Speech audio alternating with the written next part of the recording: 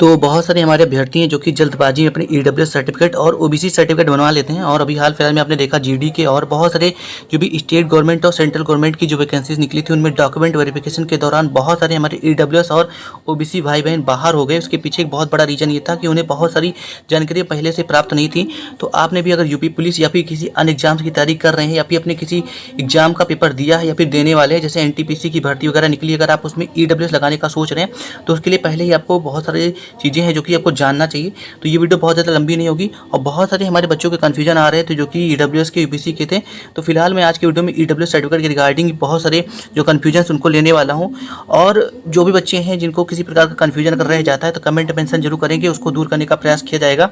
तो बहुत सारे बच्चे होते हैं जो जल्दबाजी में जब वैकेंसी निकलती है तो वो जल्दी जल्दी में ईडब्ल्यूएस सर्टिफिकेट बनवा लेते हैं और उन्हें फॉर्मेट वगैरह के बारे में जानकारी नहीं होती। बहुत सारे बच्चे होते हैं जिन्हें फाइनेंशियल ईयर के बारे में जानकारी नहीं होती। उन्हें सिर्फ फाइनेंशियल ईयर का मतलब केवल इतना समझ आता है कि बस 1 अप्रैल से अगले 1 अप्रैल तक वैलिड होता है, ऐसा कुछ नहीं है। इसमें भी बहुत सारी जानकारियाँ जो कि आपको जाननी चाहिए। इसके अतिरिक्त स्टेट या सेंट्रल गवर्नमेंट को लेकर के बहुत सारे बच्चे कंफ्यूज हैं फॉर्मेट को लेकर के। इसके अतिरिक्त किसके सिग्नेचर होने चाहिए, साथ ही भाषा हिंदी होनी चाहिए, इंग्लिश होनी चाहिए, और भी बहुत सारे जो भी कन्फ्यूजन उनको दूर करने का प्रयास किया जाएगा। आपको बस करना केवल इतना है, क्योंकि मैं आपको इतनी सारी जानकारी प्रोवाइड कर रहा हूँ तो केवल आपको हमारे चैनल को सब्सक्राइब कर लेना है, लाइक कर लेना है। बाकी अगर ओबीसी है या SC/ST है, आपको किसी प्रकार की कोई जानकारी चाहिए कमेंट मेंशन जरूर करेंगे। नेक्स्ट वीडियो में आपके लिए वो जानकारी प्रोवाइड कर दी जाएगी। फिलहाल हम ईडब्ल्यूएस सर्टिफिकेट प्राप्त कर लेते हैं। सबसे पहली चीज़ तो ये बात करते हैं फॉर्मेट को लेकर के।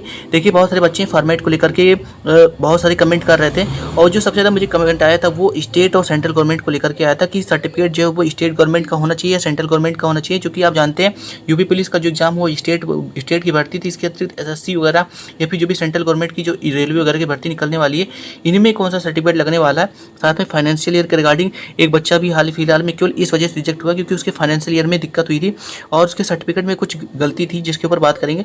इसके अतिरिक्त सिग्नेचर किसके होने चाहिए, इसको लेकर के बच्चों बहुत सारे कमेंट आए थे। और बहुत सारे बच्चे डाउट में ये रहते हैं क्योंकि आप देखते होंगे कि जो सेंट्रल गवर्नमेंट है जैसे SSC है या फिर रेलवे वगैरह है, तो वो जो अपना फॉर्मेट निकालती है ईडब्ल्यूएस का, उसमें ज़्यादातर वो यही बताते हैं कि आपका जो फॉर्मेट है वो इंग्लिश में दे करके देते हैं। तो इसके ऊपर भी बात करने वाले, लैंग्वेज कौन सा होना चाहिए, क्या जरूरी है हिंदी इंग्लिश, इसके बारे में बात करने वाले। और भी बहुत सारे डाउट्स हैं, ऐसा नहीं कि यहाँ पे मैंने 5 डाउट लिए तो 5 ही डाउट है, इसके अतिरिक्त बहुत सारे डाउट है, उसके ऊपर बात करने वाले हैं। तो प्लीज़ हम लाइक और सब्सक्राइब कर लीजिएगा। चलिए स्टार्ट करते हैं। सबसे पहले हम बात कर लेते हैं फॉर्मेट को लेकर के। तो जहाँ तक बात रहती है फॉर्मेट को लेकर के, देखिए अगर आप चाहे यूपी से बिलोंग करते हैं, बिहार से या फिर किसी अन्य राज्य से बिलोंग करते हैं, तो सब जगह का जो आपका ये सर्टिफिकेट होता है वो लगभग थोड़ा सा डिफरेंट रहता है। तो आपको ऐसा बिल्कुल नहीं सोचना है आप किसी भी राज्य से हैं, कोई ज़रूरी नहीं कि आपको यूपी वाला ही फॉलो करना है, ठीक है। और बस इतना ध्यान रखिएगा कि जो फॉर्मेट है उसमें जो यहाँ पे जो 4-5 चीज़ें यहाँ पे मेंशन होती हैं, यानी जो जरूरी चीज़ें होती हैं वो बस देख लीजिएगा कि वो सेम है या नहीं। उसके बारे में आगे बात कर लूँगा जरूर कि क्या चीज़ है। अब दूसरी जो चीज़ आती है फाइनेंशियल ईयर, जिसको लेकर के मैंने आपको बताया था फाइनेंशियल के रिगार्डिंग बहुत सारे बच्चे बाहर हुए थे। तो ये भी बहुत ही ज़्यादा एक तरीके से बहुत ज़्यादा पूछे जाने वाले प्रश्नों में से एक है। सबसे पहली चीज़ बात कर लेते हैं हम फाइनेंशियल चीज़ होता क्या है और इसको लेकर के बहुत सारे बच्चे ऐसे हैं जिनको जानकारी प्राप्त नहीं है, तो उसके ऊपर बात कर लेते हैं। सबसे पहली चीज़ तो बात करते हैं फाइनेंशियल ईयर। देखिए फाइनेंशियल ईयर का मतलब ये हुआ कि आपका जो सर्टिफिकेट है, मान लीजिए कि आप फिलहाल आपने यूपी पुलिस का एग्जाम दिया है या आप NTPC में फॉर्म फिल करने वाले हैं, तो अभी फिलहाल में बात करें तो आपका जो भर्ती निकली है वो 2024 में निकलने वाली है, ठीक है। तो जो फाइनेंशियल ईयर जो काउंट किया जाएगा वो आपको पिछला लिया जाएगा। मान लीजिए आप 2024 में अगर आपको फॉर्म फिल कर रहे हैं तो जो फाइनेंशियल ईयर लिया जाएगा वो 2023 से 2024 ये लिया जाएगा। और जो आपका सर्टिफिकेट होता है उसमें फाइनेंशियल ईयर जरूर मैंडेटरी होता है। आप देख लीजिए यहाँ पे फाइनेंशियल मैंने दिखा रखा, देखिए यहाँ पे फाइनेंशियल ईयर यहाँ पे स्पष्ट रूप से दिखा होगा, अगर आप देख पा रहे हो। तो यहाँ पे देखिए यहाँ पे लिखा वैलिड फॉर द ईयर, देखिए यहाँ पे लिखा वैलिड फॉर द ईयर, और इसी में यही जो लिखा होता है फाइनेंशियल ईयर भी लिखा होता है। सबसे पहली चीज़ तो आपको ये जान लेना कि जो फाइनेंशियल ईयर है वो और जो वैलिड ईयर ये दोनों सेम नहीं होने चाहिए। समझ में आ रहा है ना, बहुत सारे बच्चे इसी वजह से बाहर हुए। फाइनेंशियल ईयर और जो वैलिड ईयर वो सेम नहीं होना चाहिए।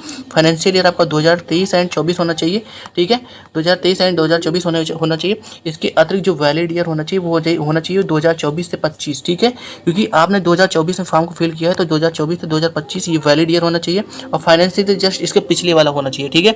तो भी बहुत सारे बच्चों के कमेंट आया कि सर यूपी पुलिस वाला हमने जो एग्जाम दिया उसमें क्या हुआ कि आपका जो अप्रैल था वो तो क्रॉस हो गया, उन्होंने जो फॉर्म फिल किया था तो क्रॉस हो गया। तो बस मैं केवल इतना कहना चाहूँगा, देखिए आपका जो आपने जो फॉर्म फिल किया था ईडब्ल्यूएस के बेस पे वो सही था आपका, ठीक है, लेकिन आपको ये नया वाला ईडब्ल्यूएस सर्टिफिकेट बनवा लेना चाहिए, ठीक है। अगर आपको चांसेस हैं कि आपको ड्यू में बुलाया जा सकता है तो प्लीज़ आप ईडब्ल्यूएस सर्टिफिकेट फिर से अप्लाई करके बनवा लीजिए। बहुत ज़्यादा समय नहीं लगेगा, 15 से 20 दिन में आपके आसानी से बन जाएंगे, ठीक है। तो आशा करता हूँ कि फाइनेंशियल ईयर के रिगार्डिंग आपके जो भी कन्फ्यूजन होंगे वो दूर हो गए होंगे। फाइनेंशियल ईयर जो आपका चल रहा है उससे जस्ट एक साल पहले होना चाहिए। जैसे 24 में आपने फॉर्म को फिल किया है तो 2023-24 ये फाइनेंशियल ईयर होगा, और जो वैलिड ईयर होगा वो होगा 2024 से 25। ठीक है, तो ये फाइनेंशियल ईयर है। अब हम बात कर लेते हैं जो भी दूसरे प्रश्न उनके ऊपर के। और अब जो सेकेंड जो प्रश्न आता है इसके फॉर्मेट के रिगार्डिंग तो मैंने बात कर ली। अब ये बात आती है इसमें भाषा हिंदी या इंग्लिश। ठीक है, देखिए लैंग्वेज की जहाँ तक हम बात कर रहे हैं, बहुत सारे बच्चों के कमेंट आए लैंग्वेज के रिगार्डिंग। देखिए लैंग्वेज मायने नहीं रखता। आप एसएससी, बहुत सारे बच्चे कहेंगे सर एसएससी जो फॉर्मेट देती है वो इंग्लिश में देती है। मैं आपसे क्या कह रहा हूँ कि आप हिंदी में बनवा लें, इंग्लिश में बनवा लें, कोई फ़र्क नहीं पड़ता। आपके दोनों के दोनों वैलिड रहेंगे, हिंदी इंग्लिश आपके दोनों चलते हैं। ये मैं अप्रूव्ड करके बता रहा हूँ, बहुत सारे बच्चे सिलेक्टेड हैं उनके रिगार्डिंग से, उनके माध्यम से मैं आपको जानकारी प्रोवाइड कर रहा हूँ। हिंदी इंग्लिश दोनों चल जाता है। बिल्कुल फिर भी आपको अगर आपका कन्फ्यूजन क्लियर नहीं लग रहा है तो आप बिल्कुल आप चाहे तहसील से बनवा रहे, कहीं से भी बनवा रहे हैं, आप सिंपल उनसे कह सकते हैं कि आप इंग्लिश का फॉर्मेट बना दीजिए, तो बस उतना ही ठीक है। बाकी ये जो मेन जो आप बात है वो यहाँ पे जो 4 चीज़ें मेंशन होती है, यहाँ पे जो कंडीशन लिखी होती है कि आपके 200 स्क्वायर फीट से ज़्यादा ज़मीन नहीं होनी चाहिए, खेती वगैरह कितनी होनी चाहिए, ये चीज़ें ये बस मायने ये रखता है कि आपकी कितनी ज़मीन होनी चाहिए, 5 एकड़ वगैरह की जो रिक्वायरमेंट रहती है इसके बारे में केवल आपको जानकारी प्रोवाइड करनी चाहिए। ठीक है, अब बात कर लेते हैं इसमें जो आपका जो सर्टिफिकेट है ना, ये जो सर्टिफिकेट है वो वैलिड कैसे है। ठीक है, वैलिड कैसे है, देखिए वैलिड की बात करेंगे तो इसमें मेन जो बात आती है सिग्नेचर वाली जो बात आती है। सिग्नेचर किसका किसका होना चाहिए यहाँ पे, देखिए सिग्नेचर की जहाँ तक हम बात करें इसमें सिग्नेचर टोटल 4 लोग कर सकते हैं। 4 लोगों के माने, चाहे सेंट्रल गवर्नमेंट की भर रहे हो या स्टेट गवर्नमेंट की भर रहे हो। अब इसके ऊपर पहले बात कर लेते हैं, फिर हम बात करते हैं नेक्स्ट बात जो होगी वो स्टेट गवर्नमेंट और सेंट्रल गवर्नमेंट के सर्टिफिकेट के ऊपर बात करने वाले। सबसे पहली चीज़ तो हम बात करें इसमें 4 लोग सिग्नेचर करते हैं। सबसे पहला जो होता है वो होता है आपका आरओ, ठीक है, और एक होता है सीयू, और एक होता है एसडीओ, और एक होता है एसडीएम। जहाँ तक हम बात करेंगे एसडीएम की, ये बहुत कम ही सिग्नेचर करते हैं। आपकी पहुँच है, अगर आप वहाँ तक पहुँच सकते हैं तो वहाँ पर भी आप सिग्नेचर करवा सकते हैं। बाकी ये चारों के चारों वैलिड है, चाहे आप सेंट्रल गवर्नमेंट के भर रहे हो या फिर स्टेट गवर्नमेंट के भर रहे हैं। अब बहुत सारे बच्चों कमेंट आएंगे सर आरओ सीयू क्या होता है। आरओ बोलते हैं रेवेन्यू ऑफिसर को। रेवेन्यू ऑफिसर जो जिसको हम तहसीलदार बोलते हैं, ज़्यादातर बच्चे हमारे ग्रामीण क्षेत्र के ही हैं। तो मुझे जहाँ तक लगता है ज़्यादातर बच्चों ने जो मुझे कमेंट करा था उन्होंने बताया था तहसीलदार के सिग्नेचर है तो वैलिड है, कोई दिक्कत नहीं है। रेवेन्यू ऑफिसर है ने अगर सिग्नेचर किया तो कोई दिक्कत नहीं है, इससे कोई फर्क नहीं पड़ता है। सेकंड आपका सर्कल ऑफिसर, ठीक है, वहाँ का जो आपको आपके एरिया का जो भी सर्कल ऑफिसर अगर उसने भी सिग्नेचर करा हुआ तो कोई दिक्कत नहीं है। एसडीओ ने किया, एसडीएम ने किया, आरओ ने किया, सीओ, कोई फर्क नहीं पड़ता। इन चारों में से जो भी गैजेटेड ऑफिसर है इनका अगर सिग्नेचर आपके ईडब्ल्यू सर्टिफिकेट पर है तो वैलिड है, बिल्कुल भी 100%, बिल्कुल भी आपको कन्फ्यूजन में रहने की आवश्यकता नहीं है। ठीक है, ये सारी चीज़ें आपको बिल्कुल वेरीफाई कर लेनी जो चीज़ें मैं आपको बता रहा हूँ। ठीक है, अब जो सेकंड जो महत्वपूर्ण बातें आपकी आ रही हैं वो आ रहा है आपका, और जो एक महत्वपूर्ण बात आई आपकी वो आपको भाषा को रिगार्डिंग मैंने बताया। लेकिन भाषा में भी एक चीज़ ये निकल के आ रहा है कि जो बहुत सारे बच्चे कमेंट कर रहे हैं कि सर हमारे में जो चीज़ें लिखी हुई वो हाथ से लिखी हुई है, हैंड रिटन है। अगर हैंड रिटन लिखा है तो ये तो और भी अच्छी बात है। हैंड रिटन लिखा है तो ये आप समझ सकते हैं ये बिल्कुल अप्रूव्ड है, और इस पर किसी भी तरीके से 100% इस पर आपको कन्फ्यूजन नहीं होना चाहिए। हैंड रिटन मतलब बिल्कुल अप्रूव्ड है। ठीक है, ये चीज़ आपको मान के चलना, हैंड रिटन हो या फिर आपका प्रिंटिंग के थ्रू कोई फर्क नहीं पड़ता, बस उस पर सिग्नेचर वगैरह होना चाहिए। फाइनेंशियल जो मैंने बताया वैलिड ईयर वो सही होना चाहिए, बाकी जो भी आपके बिल्कुल वैलिड होना चाहिए। ऐसा नहीं कि आपका जो इनकम है वो ज़्यादा है और आपने वहाँ पे कम मेंशन कर रखा, ज़मीन ज़्यादा है कम मेंशन कर रखा, आपका जो भी एरिया है आपका जो घर का जो एरिया है वो ज़्यादा है और आपने कम लिख रखा। ठीक है, ऐसे कंडीशन में जो एसएससी है वो आपको कैंडिडेचर को क्या करती है, उसको ब्लैक लिस्टेड कर देती है, और ऐसे कंडीशन में आप दोबारा से फॉर्म को फिल नहीं कर सकते। तो इसमें बहुत ही ज़्यादा आपको सावधानी बरतनी है। अगर आप वैलिड नहीं है तो प्लीज़ इसको लेकर के आप ईडब्ल्यूएस का फॉर्म ना भर करें, चाहे ओबीसी को हो या फिर हमारे ईडब्ल्यूएस सर्टिफिकेट हो। अगर आप वैलिड हैं तभी आप इसको भरें, अन्यथा ना भरें। ठीक है, अब बात कर लेते हैं हम सेंट्रल गवर्नमेंट और स्टेट गवर्नमेंट को लेकर के। सबसे ज़्यादा जो कमेंट आया मुझे सेंट्रल गवर्नमेंट और स्टेट गवर्नमेंट को लेकर के ही आया था। तो पहली चीज़ तो मैं आपको एक चीज़ क्लियर करना चाहूँगा। सबसे पहली चीज़ तो आपको ये बात जान लेनी है कि जो सेंट्रल गवर्नमेंट या स्टेट गवर्नमेंट की जो बातें बच्चे पूछ रहे हैं इस पर एक बहुत ज़्यादा डाउट है।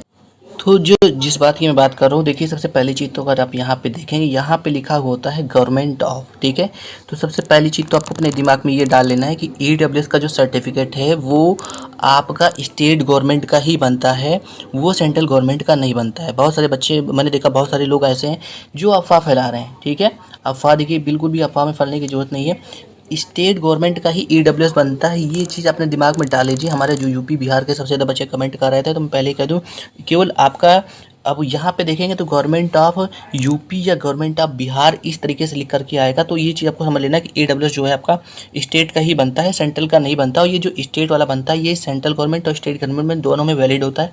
यहाँ पे देख सकते हैं 5 एकड़ की ज़मीन होनी चाहिए, रेजिडेंशियल फ्लैट 1000 स्क्वायर फीट से ये इससे ज़्यादा नहीं होना चाहिए। इसके अलावा 200 स्क्वायर फीट या इससे ज़्यादा का कुछ नहीं होना चाहिए। ये चीज़ें 4-5 चीज़ें लिखी हुई वैलिड होती है। यहाँ पे सिग्नेचर वगैरह है, फोटो वगैरह है, ठीक है।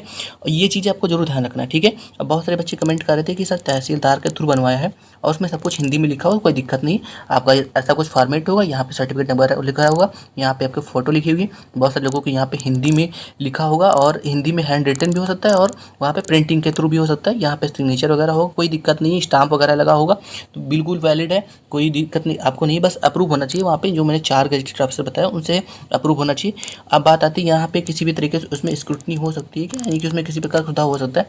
सुधार इसी कंडीशन में हो सकता है, मान लीजिए कि उसमें तहसीलदार का सिग्नेचर है तो वो चाहेगा तो इस पर सुधार कर सकता है और केवल वही चाहेगा तो हो सकता है, बाकी ऐसा कुछ नहीं होता।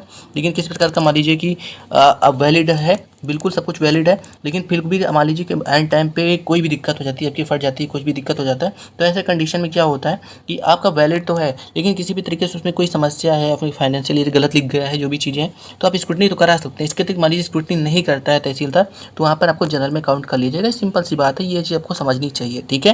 बाकी आपको गलत सर्टिफिकेट नहीं बनवाना है। तो ये सारी चीज़ें थी जो कि मैंने लगभग आपके सारे डाउट को क्लियर कर दिया है। आई होप कि आपको वीडियो अच्छी लगी होगी, मैंने जो भी जानकारी प्रोवाइड करी वो आपको समझ में आई होगी। चलिए ठीक है, मिलते हैं नेक्स्ट वीडियो में। थैंक यू सो मच, धन्यवाद। जो भी बच्चे नए हैं प्लीज़ लाइक एंड सब्सक्राइब जो कर दीजिएगा, आपके लिए मैंने इतना मेहनत की है तो आप इतना कर सकते हैं। चलिए ठीक है, धन्यवाद।